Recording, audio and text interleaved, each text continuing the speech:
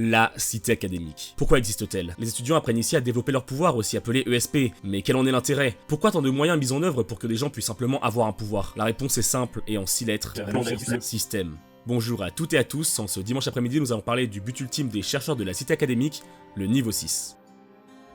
Système, celui qui n'est pas un dieu mais qui en atteint l'essence. Selon les traductions que l'on peut en faire, les définitions de système diffèrent, mais pour autant, elles gardent toutes le même sens. Un mortel éveillant sa conscience à un niveau divin lui donnant une connaissance fondamentale de l'univers. Expliqué tout d'abord par Komoe Sensei puis par Gensei Kihara, le grand savant fou de la cité académique, le but recherché est de trouver un humain qui surpasserait l'humanité, et ainsi il est donc normal d'appeler ce stade au-dessus le niveau 6, puisque pour chaque tentative d'élever un être au sommet, il sera généralement question d'un niveau 5, qui sont naturellement, de par leur capacité et leur maîtrise unique de leur pouvoir, les meilleurs candidats pour être aptes à évoluer au rang de divin. Après tout, ce sont les ESPR qui sont ceux s'étant détachés de la réalité et réussissent à imposer leur réalité personnelle au monde. Et les niveaux 5 sont ceux qui arrivent à le faire à un niveau surclassant tous les autres. Cependant, il est important de noter que malgré le nombre très restreint d'ESPR de niveau 5, nous indiquant qu'il faut réellement faire partie de l'élite parmi les élites pour être nommé à ce stade, seul un d'entre eux pourrait, d'après les calculs menés par le tridiagramme, atteindre le niveau 6 de manière stable, et ce n'est personne d'autre que le numéro 1, Accélérator.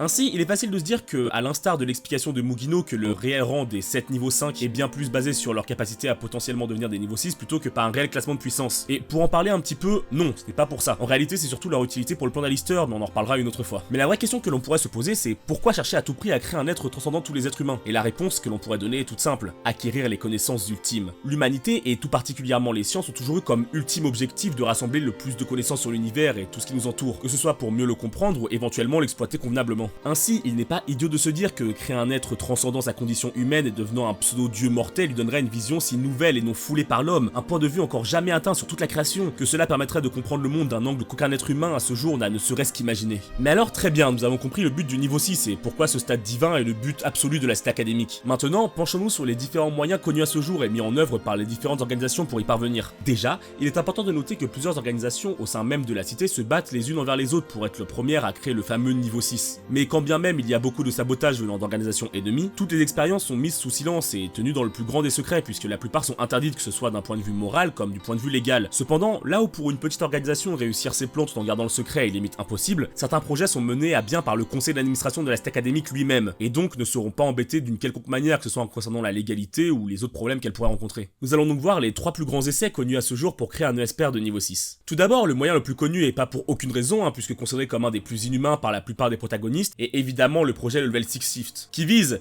d'après les calculs menés par le tridiagramme, à faire tuer par accélérateur 128 Misaka Mikoto pour qu'il atteigne le niveau 6. Mais, puisqu'il est impossible de bien cloner la Raygun, les Sisters qui sont des clones de Mikoto de niveau 2 ou 3 créés anciennement pour le projet Radio Noise, seront pris en remplacement et 20 000 d'entre elles devront se faire tuer à la place. Cette expérience morbide visant à créer en masse des clones qui vont se faire tuer un à un a donc été approuvée par les dirigeants de la cité académique. Et bien que l'on apprenne plus tard que Alistair avait prévu que ça rate, on pourrait se demander qu'est-ce que ce serait passé si, comme initialement prévu par les scientifiques, l'expérience avait été menée jusqu'au bout.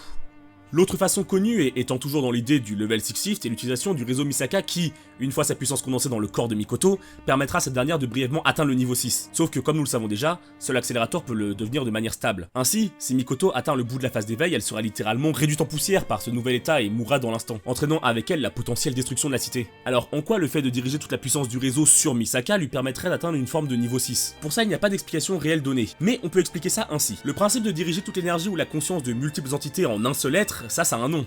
C'est un ange. Que ce soit l'agglomération de toutes les consciences du réseau Level Upper en un point ou le détournement de toute l'énergie dégagée par les champs des Yem ayant créé le paradis artificiel en un seul être, oui, exactement, c'est simplement un ange. Les anges en Toaru, on en reparlera, c'est pas juste des entités qui viennent du paradis. Un ange est une entité qui est composée d'une énergie, comme du télesma par exemple, dans le cas de l'archange Gabriel. Ainsi, je sais pas vraiment si on peut considérer que Mikoto était vraiment en train de monter au niveau 6, mais en tout cas une chose est sûre, son design a été spécifiquement créé par Aimura, comme c'est précisé, pour ressembler à celui de Aiwas. Vous savez, l'ange de la science comme on l'appelle. Après, je pense qu'on peut aller beaucoup plus loin, genre en parlant de téléma et tout, mais honnêtement, je pense pas que les scénaristes de Raygun aient vraiment cherché plus loin. Ils voulaient imaginer une pseudo-évolution au niveau 6 avec la façon dont on fait un ange, et du coup, en voilà le résultat. Et putain, le résultat est stylé quand même visuellement.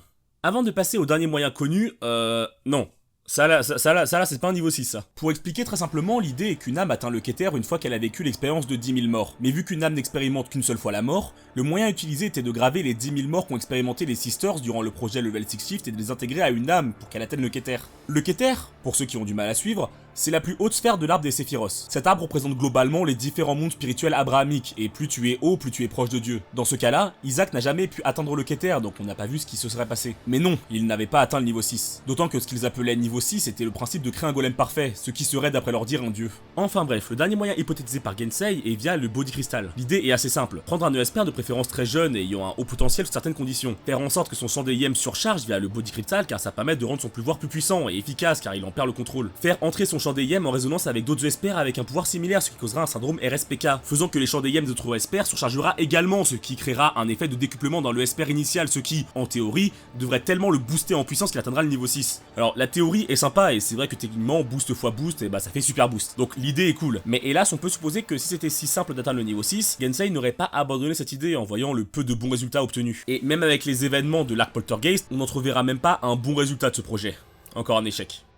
En réalité, avec tout ça, il faut conclure une chose. Le niveau 6 n'existe pas. À la toute base, dans le light novel, le principe du niveau 6 nous a été introduit dans l'Arc Sisters comme un objectif de la cité académique et de ses chercheurs. Mais au final, on apprendra un truc très important. Le niveau 6 est une invention d'Alistair. Il lui fallait une excuse pour que Accelerator participe au projet Level 6 Shift. Et oui, il lui a inventé ce fameux niveau 6 pour qu'il accepte. Tout en sachant que le but était évidemment que ça foire car il voulait faire en sorte que les Sisters soient dispersés dans le monde entier au lieu de simplement rester dans la cité académique. Au final, il se pourrait que le niveau 6 existe réellement. Mais à ce moment-là, comment savoir que ça le sera? Les chercheurs de la cité académique ne savent même pas ce qu'ils cherchent et ce que ça va donner. Ils en ont aucune idée. Alors nous, en tant que lecteurs, on sait ce que sont les ESPR. On va rester dans une zone non spoil et ne rien dévoiler sur l'histoire, mais oui, l'idée que le niveau 6 existe semble être crédible, car on sait au fond ce que sont les ESPR, et sûrement que celui qui arriverait à maîtriser au mieux son art atteindrait une nouvelle forme d'apothéose. Mais malgré ça, le niveau 6 n'est jamais arrivé et n'arrivera sûrement jamais, que ce soit pour des soucis narratifs car à l'heure actuelle cela n'aurait aucun intérêt. S'il devait exister, bah j'imagine que ce sera sûrement dans un spin-off. Mais voilà, j'espère que cette vidéo vous aura plu malgré tout et que vous aurez mieux compris les implications du niveau 6 dans l'histoire, même si on se rend vite compte que dans l'œuvre originale qui est le Light Novel Index,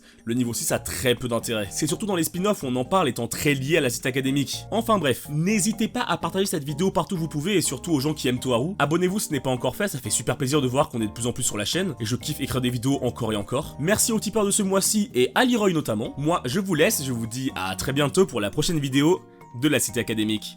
Ciao.